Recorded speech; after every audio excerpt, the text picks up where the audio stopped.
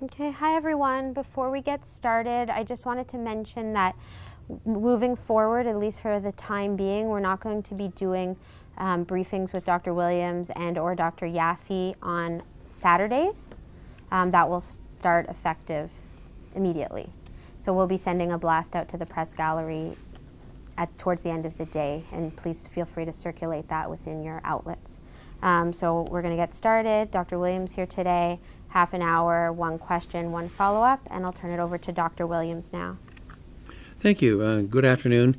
And as noted, we're on the data we're going to be sharing again today. As we said before, you're going to see fluctuations, and we're going to try and move more and more towards some trends and directions, just because I think the daily variability, if anything, puzzles people. But how does the overall trend and direction going?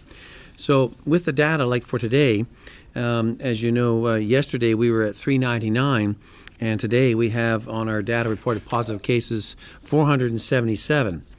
So everybody say, well, we were down, now we're back up again.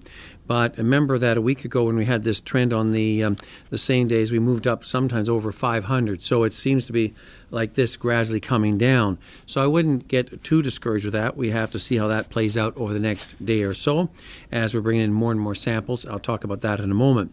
So that means we have a total of 19,595 confirmed cases of COVID-19 in Report Ontario since the outset in January. And so looking at that there, again, the demographics are just about the same.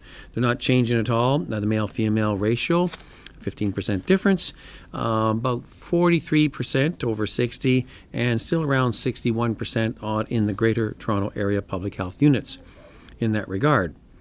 So the number of healthcare workers is 3,230, and that's a cumulative number since the beginning. And while we're seeing lots of Ontarians recovering, with 71%, that's 13,990 that have recovered or resolved.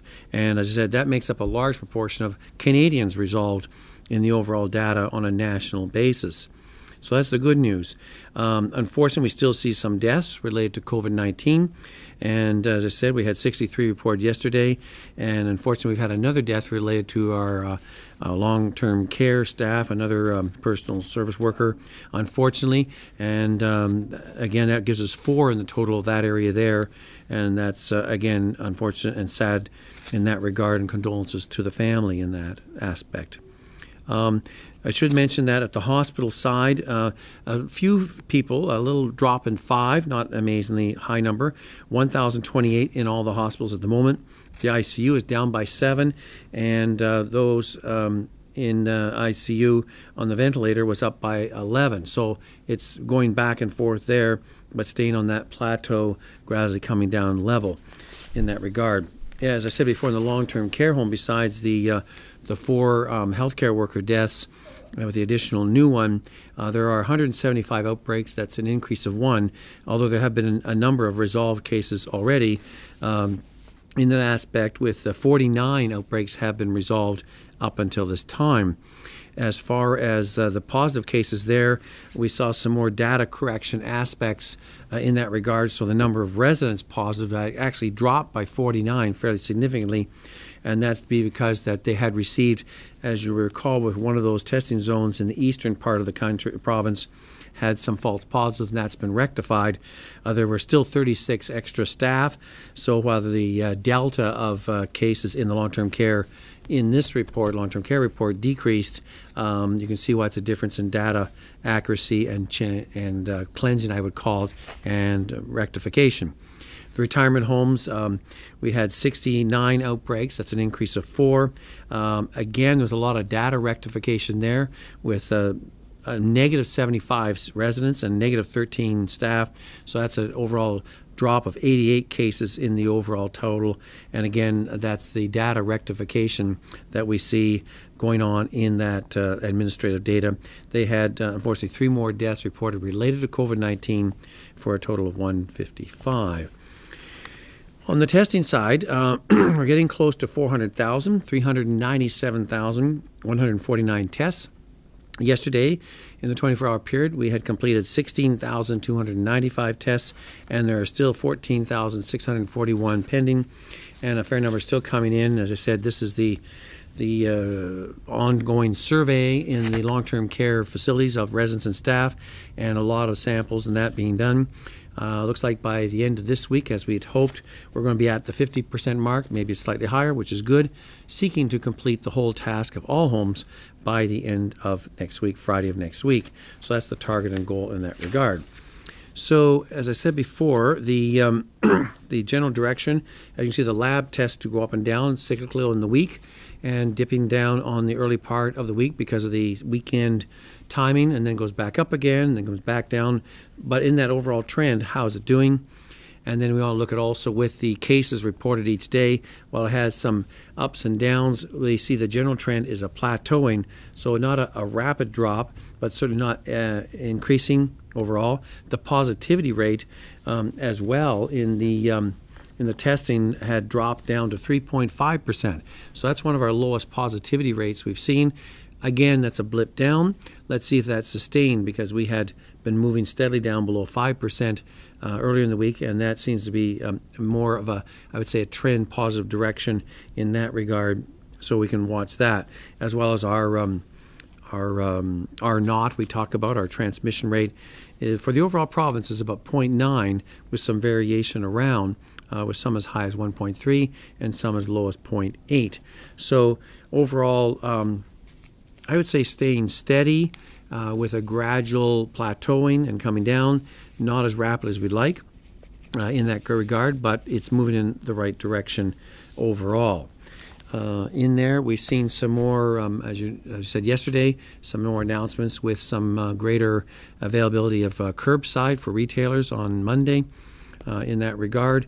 And just the general messaging still for people, even though the weather's not going to be very warm, I hear, to still you can go out, spread out, as I say, go out, spread out, and be careful and keep COVID out of your life and out of your home in that sense there. So keep following the messages, keep doing what you're supposed to do, and enjoy as much as you can, regardless of the weather. And we'll be seeing how we do next week, if we can still make even more progress on planking or bringing down that curve in the community spread numbers there. So those are my comments. So I'm going to go over to media for questions. Okay, we'll move to the phone lines. Your first question comes from Sean Jeffords with the Canadian Press. Please go ahead. Good afternoon, Dr. Williams. Wanted to ask you about some of the concerns that QP Ontario is raising about the availability of N95 masks to workers in long-term care. The government's confirmed today that it is talking with unions about trying to control the supply. I understand it's quite limited. But the unions say that that will actually not help workers at all, that this further puts them at risk. And, you know, I guess I'm wondering your perspective on this move and why it's necessary. So I'm trying to sense the move here. As you know, the direction, there is the directive number 5, and in light of the ongoing supply demand, with more and more facilities wanting more and more PPE, and the change in the demand with new orders, some domestic discussions about production and reprocessing. So there's a lot of dynamics going on there. And my understanding, because I wasn't at the table, that there have been ongoing discussions between the unions, multiple, and the government in regards to Direction 5, and that is still ongoing. So I have not been informed yet of the final result of that discussion. I think there's still some other aspects pending on a go-forward basis as we seek to balance between ensuring the safety of workers and still having adequate supply, so those that are in real areas of high concern will have the sophisticated PPE when they need it for their protection, and yet other ones, so there's a combination of conservation, other supply means, different methods to keep that supply and demand thing balanced so that we can continue to ensure the safety of workers. As I said before, I am aware that there is ongoing discussions at the table and will be informed accordingly. Follow up? Dr. Williams, the union also says that even with the current directive that's in place, it's actually quite hard to get N95s for a lot of frontline workers, PSWs. And they say that, often when these workers ask for them, they don't get them. They're denied. I'm wondering what your reaction is to that, and is there anything the province can do to work with employers or order employers to give these masks to the workers? The command table has a number of tables. One deals with the supply and demand of PPE. The other deal with the various sectors. There's the hospital one, and there's of course, the long-term care table under Dr. Smith that's looking at that in conjunction with the Ministry of Long-Term Care. So I'm aware that any of those demands and different issues are dealt with on a case-by-case basis. So I think they would try to ensure that where it's really critical and necessary, they would have that available. But again, the actual case-by-case one, dealing with the outbreaks and the other homes, is being assessed, as I said, on a case-by-case basis to ascertain the need as well as to ensure the supply. So that's the overall general direction that I'm aware of from the command table. Next question. Your next question comes from Rob Ferguson with the Toronto Star. Please go ahead. Hi, Doctor. It seems to me that the numbers are fairly persistent here. And in terms of community spread, you said about half are long-term care, half are community spread. Wondering if you've considered and what you think of the idea of putting people who live with other people, like, moms, dads, whatever, in hotel rooms so that they don't keep taking this home because it's so contagious. It always seems like other people in the house get it. And would that be a way of cutting down this transmission? So it's a good question. I think the way we're looking at it there in the past, when we had the travel history, that remember people would come back and the household, the couple would be in the household. If the one turned positive, that person would seek to isolate within the house from the other members, and the others would carry on ongoing monitoring, and if they became symptomatic, would get tested as well. So we did that for the first part, and especially all during February and into March, that worked. I think what you're asking about and what we're trying to really get to here is, because there is some sense of people that are pre-symptomatic that are actually transferring, so you'd have to know before you knew to go to the hotel because you've already spread it in contact with the people in the household. So in a way, going out after you have been identified positive is a little bit late because you've already contacted with the other people and you're going to monitor them anyways and test them. So it really gets down to our case contact management where we're trying to get back to and asking if someone in that setting is positive, where did they get it from? Because you'll check all the other people in the household, and if they're negative, or you may find someone's positive, and they may be the incident case, not the person that has the more symptoms at that time. So it's I think doing that may solve one thing. It doesn't really solve the big issue overall in that, and people doing the physical distancing and then the monitoring and the testing in a timely fashion. Because even if you're in that group, if there's one member of the household, and they've been saying that they have been in that 6-foot distancing for the period, someone had to get it from someone outside. And someone maybe inadvertently or wasn't aware or maybe was less than vigilant, had contacted someone who later was identified as a case and brought it into that household, if you may. And that's what we're trying to really get people to say, well, your behavior is not just yours, it affects your bubble or your group. And you have to take that seriously because you can expose the whole group, even in the early stages of it, and contaminate them. Even if you say, now I'm symptomatic and tested positive, that's 4 or 5 days later, so everybody has been exposed. And we have to monitor them and see if they develop symptoms. So going to the hotel at that stage is like a little bit too late. Follow-up? Okay, thanks for that explanation. I was just wondering, since China seemed to do a lot of that back in the day. Just a quick follow-up. During the Premier's news conference earlier, the health minister was saying she wanted to get testing over 20,000 a day. So I wondered if you folks had new higher targets that you're going for and what you think is an appropriate level of testing going forward once, for example, in a few weeks, presuming we get the stores open more widely, how much testing will we need to be doing? Right. So I think what the minister's alluding to, because remember last week we said our maximum was 19,500. So this week they've done a bit more nudging on that. So now the new max is around 20,697.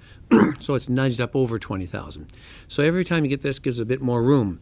We're wondering how we'll do this week because we did just over 16,000, and we have 14,000 pending with a lot more coming in. So I'm really watching tentatively to see how we're going to do on samples tomorrow, because tomorrow's will be actually Thursdays, and see if we bump up very close to that 19, maybe potentially getting over 20. So let's see what happens. But again, it depends on the flow of the specimens, etc. in that regard. I think our main task is to get through the survey as required. That means all the homes by next Friday. So we've done over 50%. There's a lot more to come yet. And that means we still have to do outbreak settings, including retirement homes, congregate settings, and other ones as they arise. So I think we're going to be pushing that agenda pretty close for the next week. And then we already have a table that's looking at testing strategy and where do we go next to say, if you're now going to test this, what are you going to do this one for and that one for, and then how do you open up for wider ones? So all the time looking how to maximize the testing capacity. At the same time, we don't want to go way over and end up having now people waiting for 6-7 days to get results back, especially we still want to do our priority testing groups to make sure we get those back even within 10 to 12 hours.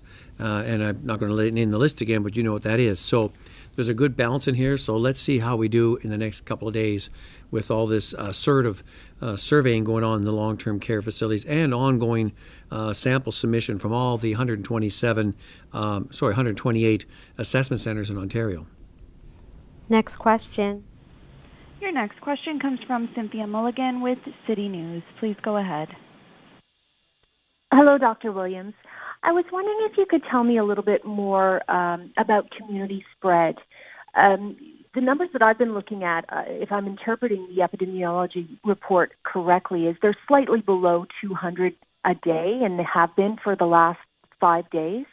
But can you explain, or what is your theory behind community spread not dropping faster?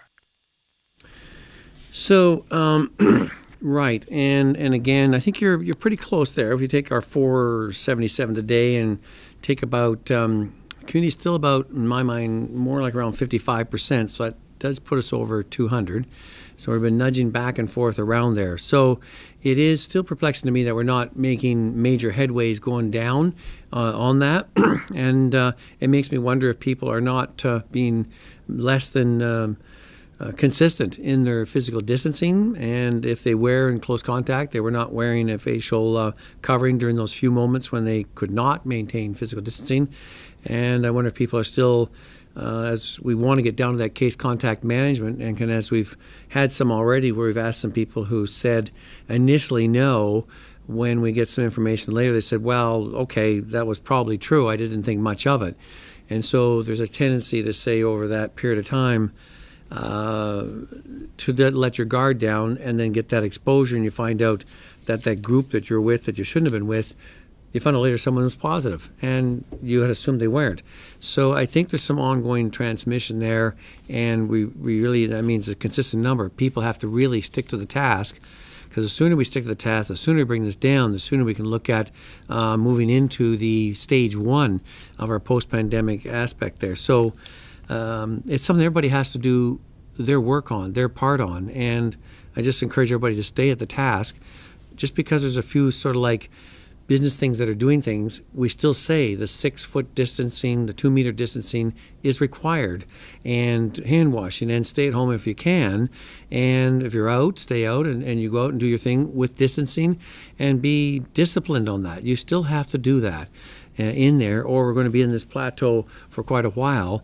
And sometimes some others have to remind people, saying that that's less than, you need to be consistent with that. So that's my plea, is stay at that. Unfortunately, I guess the weather is not as good as last weekend, so maybe more people will choose to stay indoors and not go out, and that might be helpful over this coming weekend. Follow up? My follow-up, doctor, is when you're looking at the results of community spread and where it's coming from, is there a consistent theme? Is it coming from grocery stores or people that have gathered with more than they should, or they've gone for a run? Is there any consistent theme on where people are picking this up in the community? Well, that's a good question, because that's what we've been asking with our data analytic people and our public health people now to move into this fairly focused case contact management and to get that number. Remember, you saw we had somewhere there's about 35% odd pending and another 35 or so that community spread. That high number, we've got to bring that one down, because we have to say you're positive, so you got it from somewhere. And you look around saying, it looks like a lot of people got it from going from this establishment, this grocery store, or whatever. And then you can start doing that clustering, because you may say in your investigation, we found 5 people in the last week were actually on the same time in that facility. And you go in, you find the facility's been less than diligent. They've been casual in letting more people in.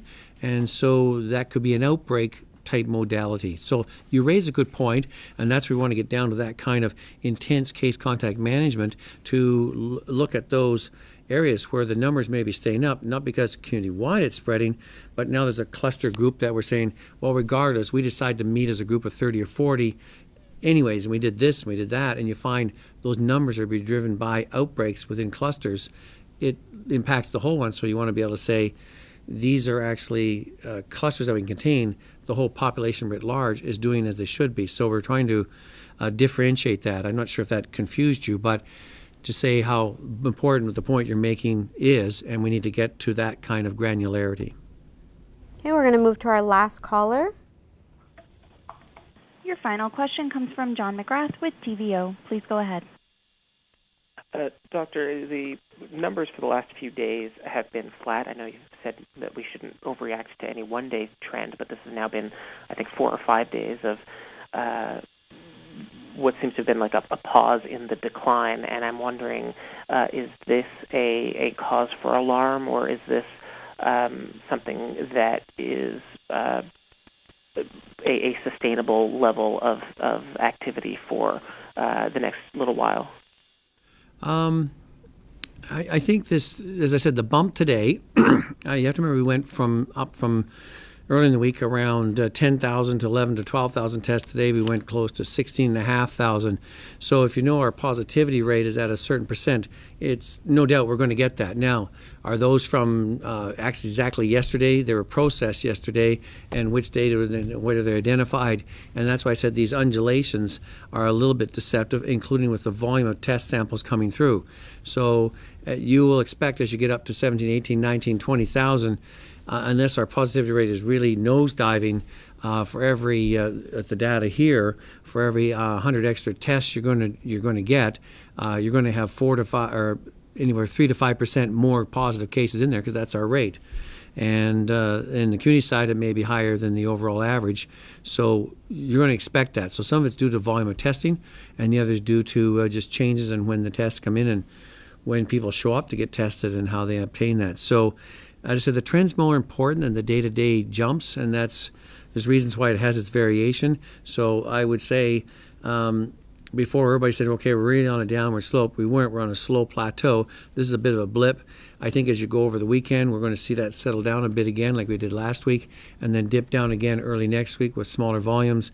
So it gives you a little bit of a little bit deceptive with the ups and downs. So then focus on the long trend, and we're going to hope to try and give that to you in a better way so that you can see the trend analysis, not just the day-to-day undulations. Okay, follow up. You mentioned, or I believe on Saturday, you talked about beginning a collection of race-based data, and I'm just wondering if you could clarify when that will start, if it has started already, and what you expect the use of that data to be from your perspective. We're trying to put that in place. It's on basis of voluntary. At the same time, it has to go through a number of different committees and tables to get reviewed in there, because there's different parameters, because Ontario we don't do that as a normal basis. In this situation, do we have enough indications to do so in a voluntary basis and that like there? So we haven't formally started. We're still looking for approval because there's many different components that have to review legally and different ethics and different aspects there. So it's an area that as of yet has not started, but it's in the process to be reviewed, and whether that'll be approved in the over the next number of days or not, we'll have to wait and see. I understand that there's one more reporter that's trying to get into the question queue that's having a bit of difficulty. If the operator can just clarify how somebody can get into the question queue, that would be great. Ladies and gentlemen, to get into the question queue, please press star 1. If you're on speakerphone, please lift your handset before pressing any keys.